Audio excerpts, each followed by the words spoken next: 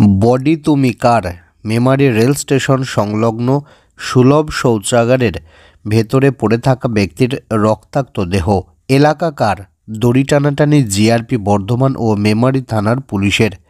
দীর্ঘক্ষণ চলে দুই পক্ষের বিবাদ। আর এমনই দৃশ্য দেখা গেল সোমবার গভীর রাতে মেমারি রেল স্টেশনের পুরাতন টিকিট কাউন্টারের চত্বরের পাশে সুলভ শৌচাগারে তালা দেওয়া। ভিতরে পড়ে আছে এক ব্যক্তির রক্তাক্ত দেহ।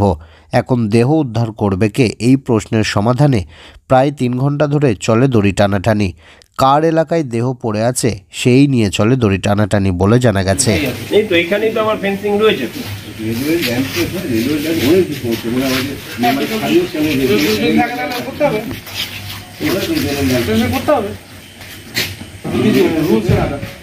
আমার এলাকায় যেমন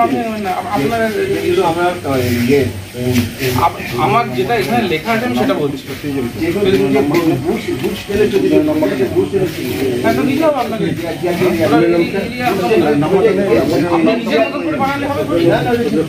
আমি অ্যাজ পার ল বলছি ওয়াল হবে বন্দি, এটা আপনার ফোন সঙ্গে কানেকশন দিয়েছে। ওয়াল হবে এটা বন্দি, এইটা তো স্টেশন বাজারে বাবা। আমি বলছি বাউন্ডারি ফেন্সিং এ এটা হবে না, ইপিলক ফেন্সিং এ কোনটার ওখানে যে মালগাড়ি ঢুকে গেছে ফ্যাক্টরি সেইখানটা অ্যাকচুয়ালি 30 টাকা দিয়ে যদি মালগাড়ি যায় সেগুলো কিন্তু আমরা রিয়াকশনটা লাগে যেটা আমাদের হয় যেটা মালগাড়ি আমার দেখার দরকার না। আমার ফেন্সিং উইদিন ফেন্সিং বলেছে, আমি এখানে ফেন্সিং পাচ্ছি। আপনার জুরিসডিকশন আপনি নেবেন। এইটা এটা ভিডিও ক্যামেরা করো যে উনি ডিনাই করছে, তারপরে পুষ্টিমানকে ফোন করে দিই ভিডিও ওনার ওই জুরিসডিকশন থেকে। ওই আমাদের ওই জুরিসডিকশনটা দেখো ভিডিওতে। এসএম সাহেবকে নিয়ে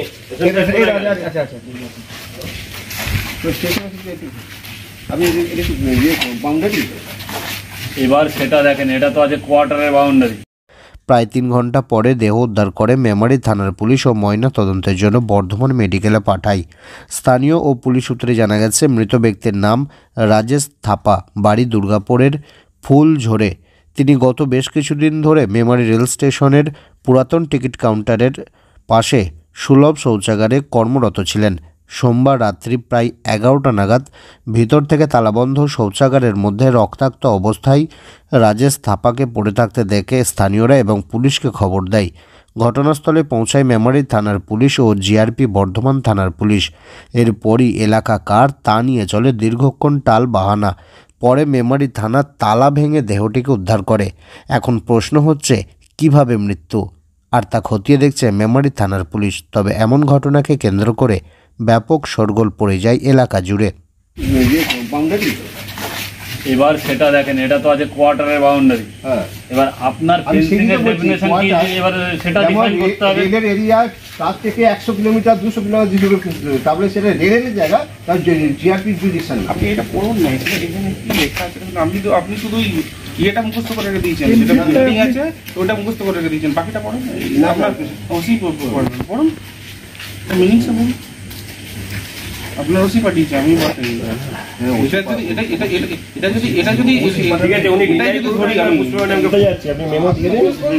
যেখানে জানানো জানি এটা বলুন যে এটা যে বাউন্ডারি আমরা ये ফিল্টার দেন না আমরা এসে কেন মাস্টার সাহেব আমি বলছি এটা ফেন্সিং এর ডেফিনেশন অনেক রকম আছে। এবার তাহলে আমাদের সেই ডেফিনেশনে যেতে হবে, কোনটা ফেন্সিং কোনটা। ওখানেও একটা ফেন্সিং দেওয়া আছে পাবলিক বেরোনোর, তাহলে ওটাকে ফেন্সিং ধরবো কি এটাকে ফেন্সিং ধরবো? এবার আপনারা ঠিক করেন কোনটা ফেন্সিং।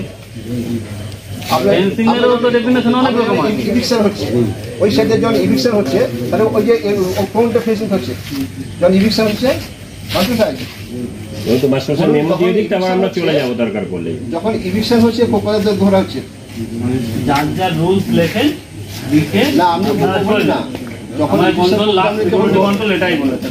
ইভিকশন আজকে আপনার পাল্লা কই গেলেন? ওই যে আছেন পাল্লা আছি এখানে মেমো রিসিভ করেন এক একজন, যার যার লিখে সে চলে যান। মাসুম সাহেব এখানে ইভিকশনের নোটিশ অনেক দিয়েছেন, তার সেই ক্ষেত্রে ইভিকশন ফেন্সিং করা হচ্ছে ওই যে দোকানগুলো তাদের এরিয়ার মধ্যে পড়ছে। ইভিকশন অনেকবার প্রপোজ হয়েছে বুঝলি তো, কি বলবো তাদের ঠিক আছে আপনি দিয়ে দিন না নোটিশ। প্ল্যাটফর্মে এভিকশন হলো আর এই সাইডে লাইন হলো না। আপনি কে আছেন? আমি স্টেশন মাস্টার আছি। Station master. আপনি কে আছেন? Station master. Station master. এভিকশনও আপনার ওখান ফেন্সিং থেকে ওটা ইভিকশন এমনি ল্যান্ড না, এভিকশন এখন আনারই ঠিক আপনার আছে, গল্প। দাঁড়ান। আপনি এভিকশনের কোনো গল্প নেই। আমি কথা সিধা আপনি মেমো রিসিভ করেন, আপনি লিখে দেন যে এটা আমার জুরিডিকশনে না, তারপর আমরা দেখে নিই। এটার মতো লিখে দিয়ে চলে যান। অত ঝামেলা দিয়ে, কারণ আমার ওখানে কাজ পড়ে আছে। কাজ করেছে, আমি কাজ জুরিডিকশন লিখেছি এটা।